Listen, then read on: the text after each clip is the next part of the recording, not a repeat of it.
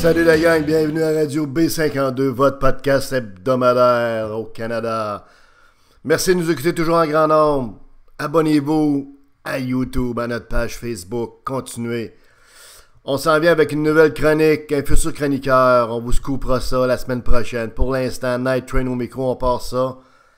Écoutez, on a une primeur à Québec que personne n'a parlé encore. Vous savez, c'est les élections municipales un peu partout dans la belle province, ici aussi à Québec, à Montréal, un peu partout. Souhaitons à tous les candidats de vivre des belles émotions, de gagner, d'aspirer à leurs rêves, etc. Par contre, ici à Québec, vous savez, on a quelque chose de vraiment particulier, de spectaculaire, d'original et de vraiment thrill of a lifetime, ici à Québec. Les pancartes sont sorties pour les élections municipales. Comme vous le savez, il y a 3 candidats à la mairie. Il y a évidemment le vénérable Napoléon Labaume, également Mme Anne Guérette et M. Québec 21.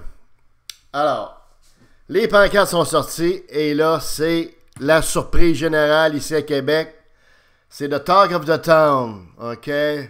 Parce que ce qu'on n'avait pas vu venir, et c'est vraiment le hit de la campagne, c'est vraiment le, comme on dit, la nouvelle, la grosse nouvelle de la campagne, c'est que le jeune frère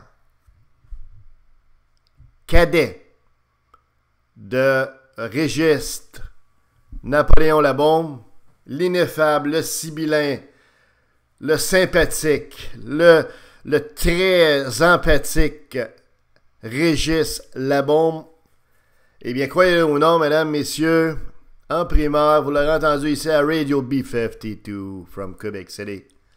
Eh bien, Monsieur Labaume a un frère cadet et qui lui ressemble étrangement.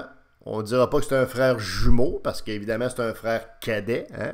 Donc plus jeune, et beaucoup plus jeune que lui, qui se présente, évidemment, comme candidat à l'élection municipale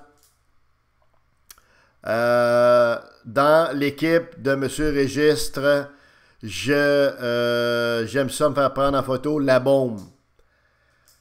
Écoutez, c'est vraiment quelque chose. Les photos sont sorties et il y a vraiment des airs de famille, comme on dit. D'ailleurs, sur le site de notre podcast, vous avez la photo du jeune frère de M. Labaume en question. Vous avez juste à la grossir, à la zoomer, vous allez voir. Il ressemble comme 2 gouttes d'eau à M. Labaume, mais de 20 ans à peu près son cadet. 15-20 ans son cadet, avec une peau un petit peu plus lisse, beaucoup plus jeune, beaucoup plus fraîche, beaucoup plus rosée, hein, comme beau petit cochonnet rosé, et puis sympathique, avec aucun ride. Aucune ride, ou féminin ou masculin, ça? On va dire féminin. T'sais, aucune ride. Et puis, tu sais, comme on dit, un baby face. Tu sais, quand tu dis un baby face, là. Mais c'est vraiment spécial, là. Écoute, là, on dirait le frère jumeau de M. Labaume. C'est incroyable, là. Incroyable, là. Et puis, il y a certain qu'il n'y a pas de job d'informatique, il n'y a pas de job de Photoshop là-dedans, là, tu sais. On avait déjà eu une candidate qui s'était présentée ici il y a quelques années pour un parti politique, je ne sais trop, et puis et ça avait fait tout un tollé parce qu'évidemment la personne s'était un petit peu avantagée du point de vue de son image, etc. Mais bref, M. Labaume, écoutez, vous nous avez caché que vous aviez un frère jumeau qui était à peu près de 20 ans votre cadet, de votre Benjamin. Alors, on va l'appeler Benjamin Labaume, qui se présente aux élections municipales de Québec, comme en témoigne la photo qui est sur YouTube actuellement, que je vous invite à regarder avec beaucoup d'humour. On cabotine, bien sûr, mes amis. C'est très important à l'occasion d'être léger, de ne pas se prendre au sérieux.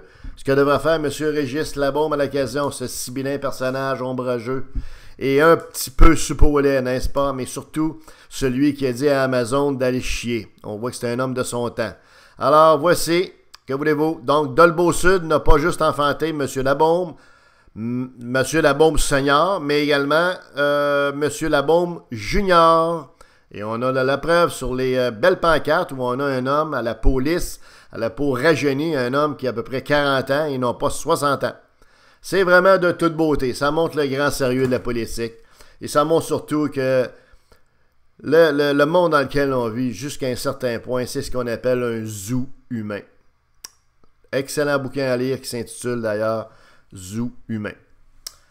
Cela dit, mes amis, profitez de votre semaine, amusez-vous bien. C'était Radio B52, le train de nuit.